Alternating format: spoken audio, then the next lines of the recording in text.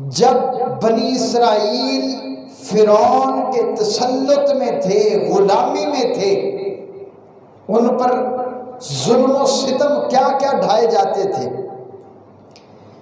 اللہ رب العزت نے وہ بھی ذکر فرمائے ہیں۔ فرمایا یذبحون ابناءکم ویستحیون نساءکم، وہ تمہارے بیٹوں کو ذبح کرتا تھا فرعون، وَيَسْتَحْيُونَ نِسَاءَكُمْ، تمہاری بیٹیوں کو زندہ رکھتا تھا۔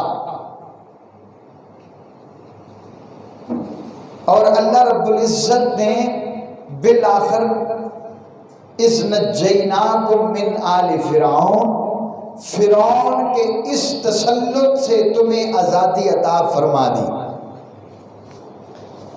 14 اگست آج کی مناسبت سے میں چند ایک گزارشات آج کی خطبہ جمعہ میں کرنا چاہ رہا ہوں۔ آزادی اور غلامی کی ڈیفینیشن قرآن مجید کی رہنمائی سے میں آپ کے سامنے رکھ رہا ہوں۔ فرعون کی تسلط سے آزادی بنی اسرائیلیوں کو ملی۔ جب غلام تھے تو کیا ہوتا تھا؟ وَيُذَبِّحُونَ أَبْنَاءَكُمْ وَيَسْتَحْيُونَ نِسَاءَكُمْ، ان کے بچوں کو ذبح کیا جاتا تھا۔ اور مجال ہے کسی بنی اسرائیل کے ایک فرد کی جرت ہو فرعون سے پوچھ سکے کہ تو ہمارے بچوں کو ذبح کرتا ہے؟ خدائی دعویٰ کرنے والا فرعون جب اس تسلط سے اللہ نے بنی اسرائیل کو آزادی عطا فرمائی تو فرمایا اِذْ نَجَّيْنَاكُمْ مِنْ آلِ فرعون، اللہ رب العزت نے تمہیں فرعون کے تسلط سے آزادی دی۔ اور غلامی میں کیا ہوتا تھا؟ جب فرعون کے تسلط میں تھے یذبحون ابناءکم، ان کی عزتوں کو پامال کیا جاتا تھا، بچوں کو ذبح کیا جاتا تھا۔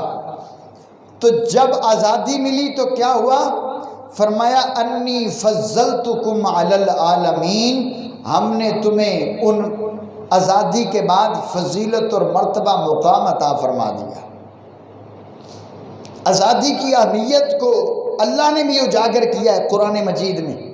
یاد دہانی کے طور پر بنی اسرائیل کی آزادی کا تذکرہ کیا ہے قرآن مجید میں۔ اور پھر یہ بھی بات ثابت ہوتی ہے، اللہ رب العزت نے فرمایا انی فضلتکم یا بنی اسرائیل اذکروا نعمتی اللتی، دو باتیں ثابت ہوتی ہیں۔ ایک تو آزادی اللہ کی نعمت ہے، دوسری بات آزادی کو ذکر کیا جائے، یاد کیا جائے۔ یہ بھی اللہ رب العزت نے قرآن مجید میں بیان کیا ہے۔ 14 اگست 1947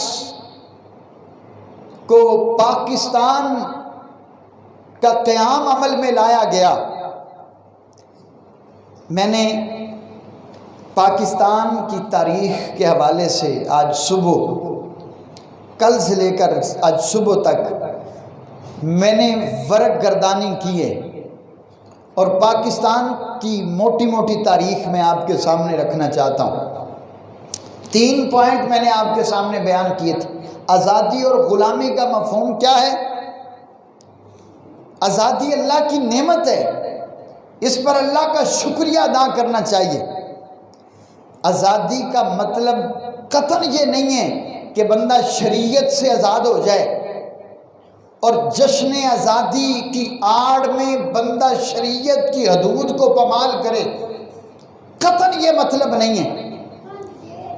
اور دوسری بات، ملی قومی نغموں کی آڑ میں ساز سرنگی موسیقی کو فروغ دیا جائے اور پاکستانی پرچم سے محبت کی آڑ میں بے حیائی کو فروغ دیا جائے، آزادی کا یہ بھی قطعاً مطلب نہیں ہے۔